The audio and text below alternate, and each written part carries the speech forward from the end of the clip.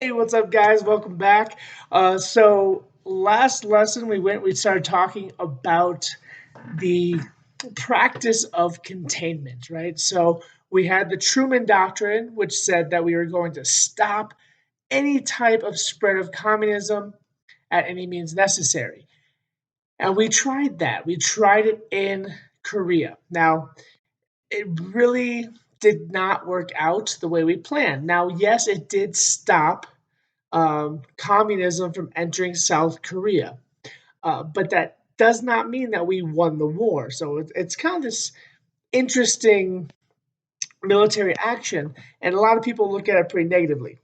So as we move forward, we're going to look here at what Russia was doing and what the United States was doing in terms of stopping the spread of communism as well as stopping the spread of capitalism and democracy. So if you guys want to join along with your notes, go ahead up to slide 539. That's 539. And we'll go ahead and get started. So if you notice and you're looking at your notes, it says Berlin Wall. Now the Berlin Wall is actually wasn't built right away. It wasn't built until 1961, really kind of height of the Cold War. Um, so what it was doing is, if you remember back during World War II, when Russia kind of kept all the areas that the Red Army had taken from the Nazis, and the western side of Europe that was essentially under the control of capitalism and democracy. So the Russians or the USSR would go ahead and they would build a wall literally down the center of Berlin, and it would be known as the Berlin Wall. Um, East side, East Berlin was controlled by the USSR, and West Berlin more so the United States. So it was fortified and patrolled by armed guards, not on the west side, but definitely on the east side. The communists, the Russians, did not want people coming and going. It did divide families. You were not allowed to cross the wall unless you had some type of um, political or some type of important thing to go to the other side. It didn't happen very often. And really, the Berlin Wall becomes a symbol of the Cold War itself. Every war, every struggle, there's usually something that you can look at that would be considered a symbol of, right? So, um, very, very interesting. So, let's continue on. Um, the space race. All right. So I know we're talking 1961 with the Berlin Wall. The space race actually starts a couple years before that in 1957. Now, the Soviet Union successfully launches a satellite into the atmosphere. This satellite is known as Sputnik. Okay. And it was really just a satellite, and it went through the air and beeped and gave its position relativity to the Earth. Now, Americans didn't know what this was. The world didn't know what this was. They were like, there's this thing in the sky. What is it? Is it a bomb? Is it a spy device? We don't know. It was not a bomb. It was not a spying device. It was literally a, a silver sphere with some antennas poking out. That was all it was. But still, people would freak out and they'd look to the skies and think they would see it and panic. It was really a really interesting time. Um, Now, that next year, after Sputnik was launched, the United States in 1958 decides, hey, we need to start a space exploration program for ourselves. And this would be the formation of NASA, right? All right, great. So in 58, once NASA was established, they started this thing called Project Mercury.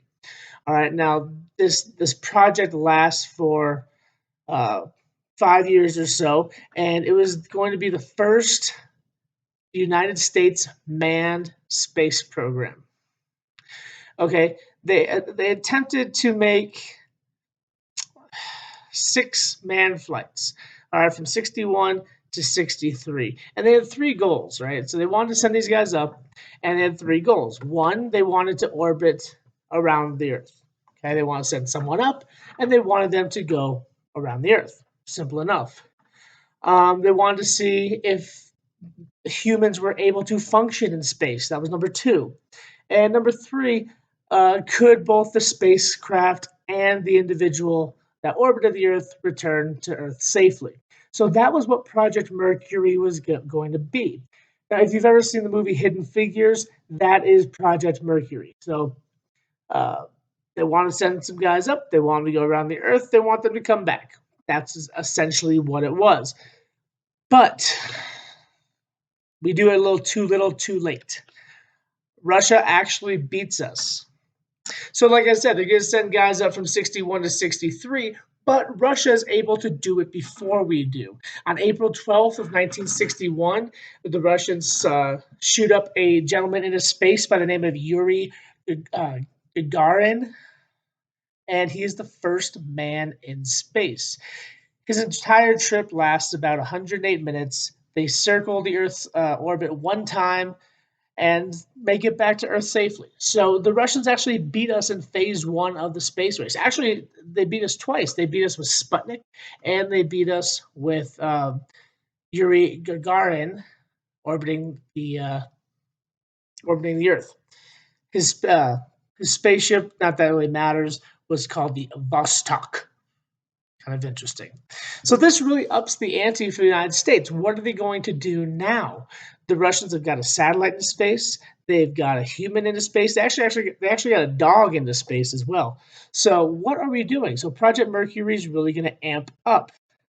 But later on that year, almost not that much later, about a month or two after the Russian goes into space, the Americans say, "Okay, we're going to do this thing. Let's figure it out," and they do. So on May 5th of 1961, Cinco de Mayo, six American astronauts board a spaceship called the Atlas. All right, and they're shot up into space, and they enter the Earth's orbit and circle the planet six times. So that is five times more than the Russians. So hey, we're catching up, right? Um, Now, the Russians' trip around the Earth took, let's say, 108 minutes. The Americans were actually orbiting the Earth for a total of 9 hours and 13 minutes before returning back to Earth. And we established and we conquered those goals that they had with Project Mercury, right? They sent someone into space. They they saw how man can function in space, and they returned safely. So pretty cool. Now, um, Project Mercury would kind of be scrapped after Atlas was successful, and they start a new project in the mid '60s called the Apollo Project or Project Apollo. You've probably all seen the Tom Hanks movie Apollo 13. Of course, that came out in the '90s, so maybe you haven't, but still, great movie. Check it out. So their goal, or the United States' goal at this point, is to really solidify their dominance in space. So the Apollo project was them trying to get Americans to the moon. And they were racing the Russians on this. The Russians were trying to get there first, and so are we. So the space race continues. Now, getting to the moon is not their only goal for the Apollo mission. One, they want to establish, you know, some technologies that would work in space. Make sure that our technology is superior enough to do that. Achieve preeminence in space for the United States. So essentially, be the top dog on space exploration. That's one of the goals. They want to carve out the exploration to the moon, so be the first to the moon, and figure out if man could function and work within a lunar atmosphere, a lunar environment. So these are really the goals of Project Apollo. But the big one is get to the moon, right? That's the big thing. Nobody really cares about all the weird technical stuff. In fact, if you're watching this on a cell phone or if you're watching it on your laptop, your phone and your laptop have more technology, more advanced technology than the entire Apollo missions, right? The spacecraft, everything that went to the moon, you have more technology in your pocket. It's quite impressive. Anyway, so we look at the Apollo stuff, right? There's a lot of Apollo missions, right? I think there's something like 15 or 16 Apollo missions. But let's look at the first one, right? So we have the Apollo 1, and that's going to be the spacecraft that's going to be the first attempt to go to the moon. So February 21st, 1967, three guys board Apollo 1, right? These are Gus Grissom, Roger Chaffee, and Edward White. So they get on the Apollo 1, 3, 2, 1 blast off, they're shot up into space. They're going to go to the moon. Unfortunately, they don't even make it into space. Very, very shortly after they launch, there's an ignition malfunction and literally just kills all three of them instantly.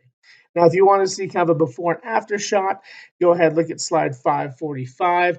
You'll see the three men before the launch, and then you'll see kind of the remains of their spacesuits and what they were wearing. So it was a tragedy, absolute tragedy for the United States. It really set us back quite a bit. So back to the drawing board, right? So they'd move on. They'd have more Apollo missions, 17 in total. Sorry, I misspoke earlier. A lot of them were just testing equipment to make sure that it was safe to go. So, Apollo 1, they were going to go to the moon. It didn't work out.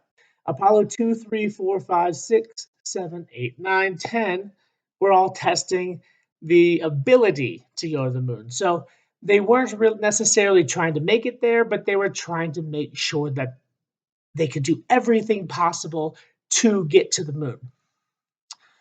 But July 16th, 1969, Apollo 11 launches and makes it, goes to the moon. Neil Armstrong, one step for man, one giant leap for mankind, that guy. But yeah, they go to the moon. They have some issues coming back. They do make it. The trip itself takes 8 days, 3 hours, and 18 minutes. But this establishes American dominance in space, and it does what we wanted, right? We saw that we could work in a lunar environment. We sent men to the moon. We advanced technologies to the point that we were successful going to the moon. So really awesome. Big thing for America. So eventually, well, not really eventually, after Apollo 11 goes to the moon and comes back, the space race between the Soviet Union and the United States is over. The Russians are like, you guys beat us to the moon. What are you going to do? But space exploration doesn't stop. But the space race and all that kind of comes to a halt, but exploration continues. Both countries did continue to grow their space exploration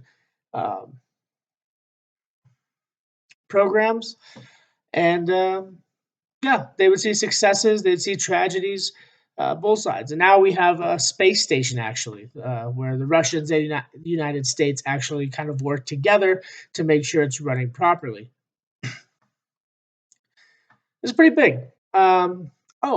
If you're conspiracy theory, the whole we didn't land on the moon thing, even if we didn't, it's still important to think that we did. Why, right? Well, the Russians were advancing so quickly. The United States was advancing so quickly. Even if the United States decided to fake a moon landing, that's still a nail in the coffin for the communists and the space race. It's sort of like you go back to World War II. And I've talked about my conspiracies about Hitler not dying in the bunker and living out his days in Argentina. If it comes out that Hitler wasn't dead, you would have had probably a second uprising of the Nazis as far as World War II goes. Now, if it comes out that America did not land on the moon, you might see an uprising by the Russians at the time. So it's really interesting just to kind of look into that and see where we are. So that's gonna be This gonna be that's the video for today, guys. All right. So that's the space race in a nutshell. Uh, any other stuff you have interest about? Anything you're curious about as far as a space race goes, or anything we've talked about so far? Again, feel free to shoot me an email. And if you like this video, go ahead and hit the subscribe button. I I don't know. I like that. All right. See you guys next time.